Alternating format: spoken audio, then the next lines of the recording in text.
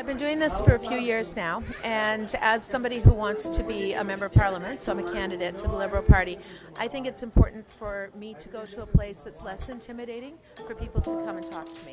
When somebody goes to a political meeting or makes an appointment, it can be very intimidating for certain people, and also usually it means they already have a problem. But when I'm here, I hear solutions, I hear ideas. You can pretty much resolve every problem in the country by listening to people at Tim Hortons. But the more important thing is accessibility. And the one promise that I'm making after I'm elected is to keep on doing this at least once a week, so that anybody who wants to, if let's say they're trying to get through to my office and they're not answering the emails or the phones, which I'm going to make sure my staff do, but let's say they're not. It gives people a chance to come and just, even if it's just sitting at the table and listening to other people talk, and then eventually asking me questions or just telling me what their thoughts are. It's my best hour of the week because I get all kinds of people that I never would meet otherwise, and who probably would never ever go and talk to a politician otherwise.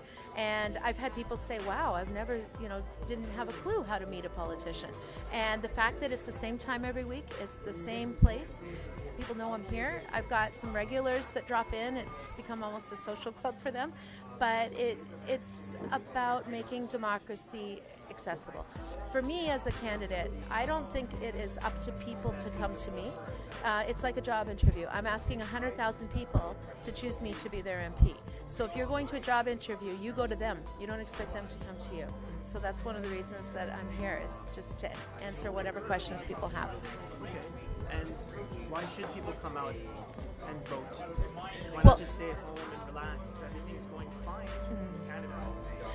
Well, I actually don't think everything's going fine. I was working with the United Nations. I was with UNDP and the Democratic Governance Group, and I was working on building democracy around the world, on opening up politics, on bringing women in, bringing other excluded groups in.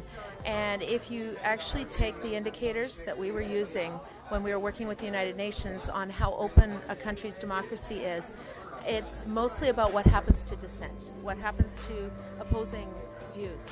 And Canada was always a leader in that. And if you took all of those indicators and applied it to Canada right now, I think that we would probably be censured, because what's happening right now in Canada, and the government we have, the Harper government, it's not even so much about partisanship or about policies. It's about the fact that people who disagree with their policies are not invited in to give their views and maybe have a nice debate or dialogue.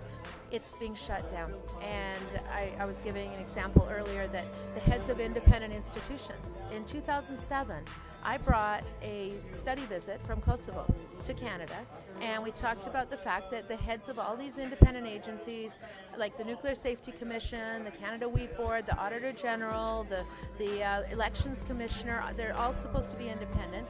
And they said, well, the Prime Minister appoints these, so how can you be independent? And I said then, in 2007, it would be unthinkable for a Canadian Prime Minister to fire the head of an institution just because they disagree with them. Well, what was unthinkable in 2017 is the norm in 2015. The head, all the ones I mentioned, including the Veterans Ombudsperson, the Parliamentary Budget Officer, I could name about 20 different heads of institutions that either got pushed out, got fired, quit in frustration, or just didn't get their mandates continued because they were doing their jobs, because they were opposing what the government was saying and speaking out for people. And the same thing with parliamentary committees. There used to be unanimous committee reports. And what I taught when I was teaching overseas about parliamentary development was that the committees were where you brought witnesses, you brought experts, you brought people affected by legislation, and you discussed it. And often the members from different parties would agree, and they would make amendments, and they would come out with a unanimous report.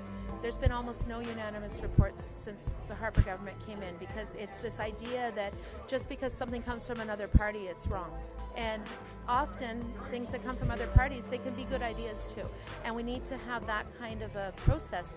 For young people, one of the things that I get told over and over again is, you see that a lot of party platforms give a lot to seniors, but nothing to young people. Well, it's because seniors vote. And I get told, well, don't waste too much of your time with young people because they're not going to vote anyway.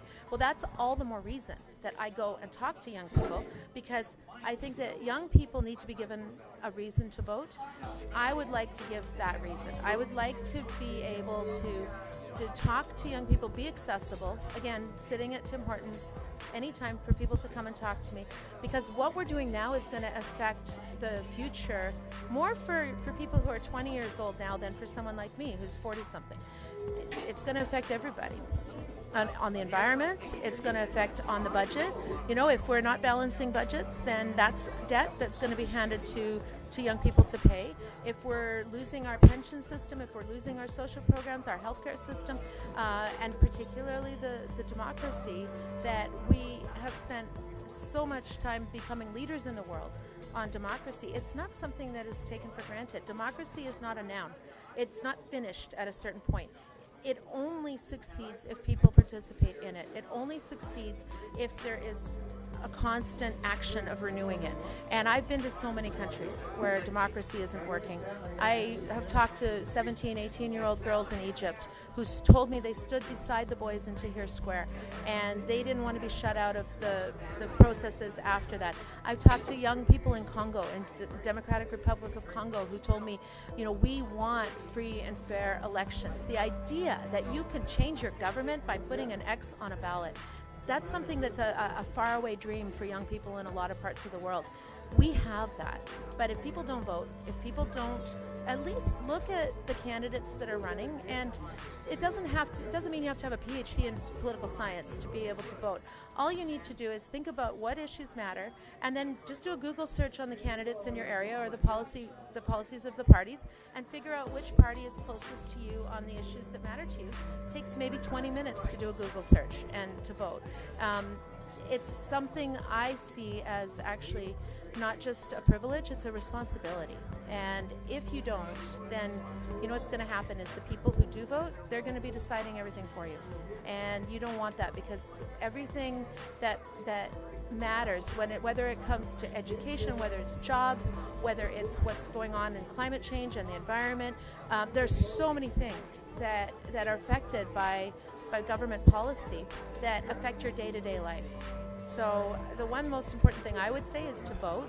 But as a candidate, my responsibility is to give people a reason to vote. That's why I'm sitting here at Tim Hortons and happened to meet you, and you're filming me and asked me to say something to young people. Well, that's what I'm trying to do.